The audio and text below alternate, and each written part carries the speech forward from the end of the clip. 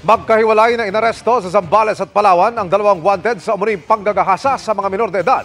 Ang isa sa mga suspect, anak pa mismo ang biniktima. Nakatutok si Marisol Abduraman.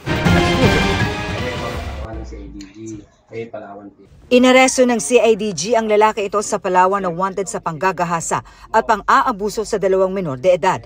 Ang suspect, isa raw mangingisda at kapitbahay ng mga biktimang edad 8 at 12 taon. Inimbitahan niya yung dalawang bata na to, dinala sa isang liblib na lugar. May trust sa mga bata rito. Kilala ng pamilya. Ang panggagahasa, paulit-ulit na nangyari noong Mayo at Hunyo ng nakarang taon ayon sa reklamo. Kaya umabot sa 19 counts ng rape at sexual abuse ang isinampa laban sa suspect. Tinakot niya nga yung mga bata na huwag mo sumbong.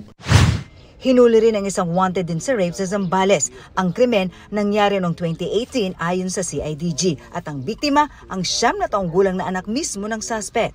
Ang nanay nito ang tumulong sa bata na makapag-complain laban sa tatay niya. Nakakulong na ang mga suspect na wala pang pahayag sa ngayon.